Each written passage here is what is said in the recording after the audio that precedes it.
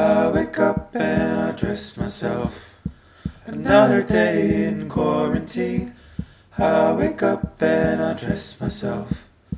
Another day in quarantine. Hello. I know, it's been a while, but I'm back and I thought today it'd be fun to show you guys what I eat in a day. The first thing I do when I wake up is I drink a whole bottle of water. I feel like it really helps to start my digestive system, and it also makes up for how dehydrated I became the night before. Ever since I moved out of home, my breakfast menu consists of some type of egg on two variations. I either have it with some oatmeal and granola, or I have it with some form of toast. I did start with a lot of Avo Smash toast, but I did realize how expensive that does get. And sometimes I'll have mushrooms on it, or sometimes it'll be cream cheese. But today we're gonna have scallion pancakes because that's what we made on the weekend and that's what we had left over. And I just wanted to cook them extra crispy and eat them for breakfast. Now these obviously aren't traditional scallion pancakes. My mom is horrified looking at this. But mind you, I'm not a chef. You kind of just throw ingredients together and eat whatever comes out. Now I know what you're gonna think. Why is this girl using boiling water to make her hard-boiled eggs? But hear me out. I have tried using cold water and for some reason it just doesn't work out. The shell doesn't separate from the skin nicely, the inside doesn't get fully cooked. It's a mystery. Someone please direct me to an egg specialist so that I can fully become the boiled egg aficionado that I really am inside. But real talk for a sec, I just want to say how thankful I am that as soon as we could afford it, my mom really prioritized feeding us to the best of her abilities because it made a huge impact in my relationship with food and understanding that I need to respect and nourish my body with the energy she needs. Because of that, I try to have at least one serving of fruit a day just to keep things moving. And I gotta say, as an adult, golden kiwis and ripe blueberries hit different. On the days when I can, obviously I'll try to cook my lunch fresh, but sometimes you just gotta eat the leftovers that you have in the fridge.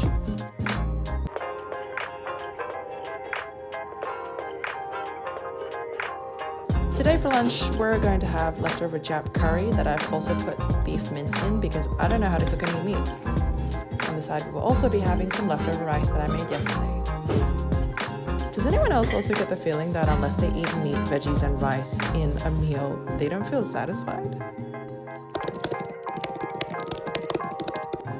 Don't get me wrong, I still really enjoy other cuisines, but I think at the end of the day, Chinese will always be my comfort food. Nothing beats a good bowl of rice. A nutritionist once told me that the reason I was eating so many sweets at night when I was studying was actually because your brain uses glucose to function. So when you're having sugary cravings, it's actually your brain telling you that it needs more glucose to keep going. So can you just remind me what the deadlines are for the meetings for the postmats so I know?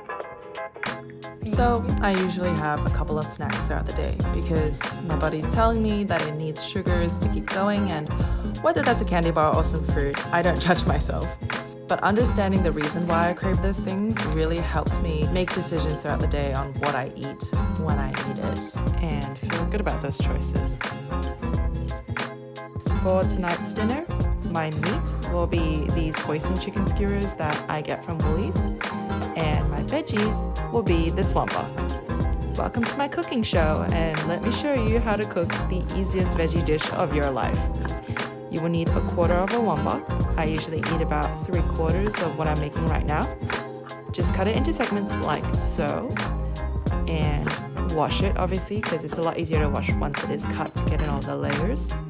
And then put it all into a hot pan or pot. Obviously, heat it up first, put oil in it, and do be careful because since this is wet, it will spit a little bit. But once it's in, you just want to toss it around so that every piece gets covered with oil, it gets nice and heated up. And then you're going to add quite a bit of salt. Like, I'm talking probably like until your ancestors tell you to stop, because the salt is what's going to help the cabbage reduce. Once it has reduced and you see a clip of what it looks like after, then it'll be ready to be served. In the meantime, let's chat about some of the things that I've learned over my years about how to create a healthy relationship with food. First of all, when you're peckish, try drinking water and waiting a couple of minutes. Most of the time, you're actually just thirsty, not hungry, but your body doesn't know how to tell you the difference. The second thing I would say is it's actually really helpful to speak to someone who knows a lot about food. So for example, that nutritionist helped me understand my eating habits when it came to snacking during studying or working times, and that made me feel different about when I decided to eat and what I decided to eat. The last thing that I'll say is don't use restrictions to diet.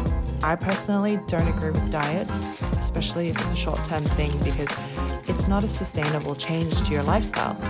I mean, it's not beneficial to your body, and it definitely puts a lot of stress on your mind.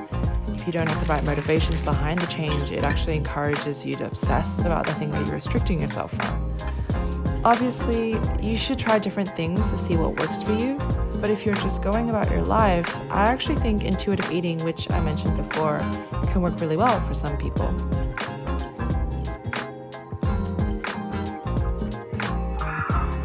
Oops, forgot to mention, I was raised in a family where it's pretty normal to have a snack after a meal. So after dinner, I'm just having some ice cream because she wanted ice cream and a little boogie. And then after I had a choco pie, but I forgot to film me eating it. So here's the wrapper. Let me know what your relationship with food is like in the comments, and I'll see you guys in the next video.